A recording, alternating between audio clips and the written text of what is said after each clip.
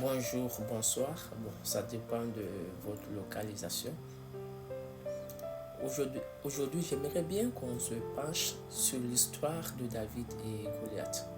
Alors, comme on trouve déjà l'histoire dans la Bible, je ne vais pas raconter toute l'histoire, mais je vais juste paraphraser. Un petit résumé de l'histoire, c'est que David, ce petit homme qui était berger et qui prenait soin des brebis de son père, est parti rendre visite à ses frères qui étaient en guerre face aux Philistins. Alors David entend la voix de Goliath qui dit que il veut juste un dans Israël qui va se battre contre lui.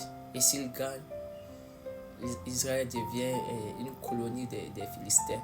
Et si lui, Goliath, perd, donc la Philistie aussi devient une colonie de l'Israël en fait.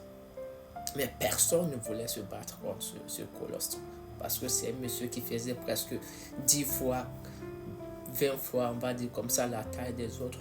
Donc il était un grand géant, un Hulk, pour ainsi dire. Mais David, ce jeune homme, lui, il a accepté le défi. Donc, vous voyez, il était là petit, même lorsqu'il s'est mis sous comment je vais appeler ça là, Goliath dit mais un petit comme ça, petit, je ne veux pas écraser ton beau visage, c'est très beau pour mourir comme ça. Bon, bref. Mais ce qui attire beaucoup plus mon attention dans cette histoire, c'est que on nous dit que lorsque David partait confronter Goliath, il a pris avec lui une lance et 5 pierres. Pourquoi une lance et 5 pierres? Alors, il y a deux histoires qui sont dedans. Bon, c'est vrai que ces deux histoires ne se trouvent pas dans la Bible, mais nous les hommes, nous le faisons afin de donner une idée aux gens, quoi. La première histoire, c'est que on dit que David a pris 5 pierres, parce qu'une pierre pour Goliath et les 4 autres pierres pour les 4 autres frères de Goliath. Donc on dit que Goliath avait aussi 4 autres frères. Une deuxième histoire, c'est que David a pris cela parce qu'il se disait que si la première pierre n'arrive pas à faire l'effet, la deuxième, la troisième, voire la cinquième pierre pourrait faire l'effet. Alors tout ça nous enseigne quoi particulièrement? C'est que dans la vie, lorsque nous avons soit des projets à faire ou bien nous avons une difficulté devant nous, la meilleure des choses, c'est de réfléchir et de partir avec la bonne stratégie, de partir avec les bonnes méthodes. De nous dire que voilà, nous avons plusieurs solutions. Alors si telle solution ne marche pas, on essaie l'autre. Si telle chose ne marche pas, on essaie l'autre. Donc on doit se préparer. Et on doit se préparer de dire que voilà, voici ce que nous avons fait, mais nous ne connaissons pas peut-être ce qui se trouve de l'autre côté.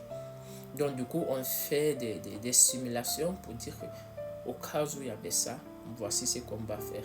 Donc c'est un peu ça. David se dit que, ok, si je tue Goliath avec la première pierre, peut-être ces 4 autres frères pourront venir. Donc chaque frère aura aussi une pierre.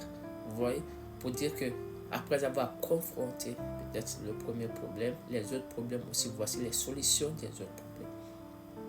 Puisque nous sommes dans un monde où il y a l'ordre et le chaos. Donc, à chaque fois il y a le chaos, on doit essayer de trouver la bonne solution pour faire face au chaos et revenir à l'ordre. Donc, c'est un peu ce que je voulais partager pour dire que nous devons nous préparer, nous devons nous armer et nous devons être très prêts pour pouvoir faire face à nos situations de tous les jours, que ce soit au travail, dans les études, dans les affaires. Donc, l'histoire de David et Goliath encore, on tire beaucoup de solutions et on tire beaucoup d'enseignements dedans. Donc, c'est ce que je voulais partager avec vous aujourd'hui. Merci et passez encore un excellent mois de mai.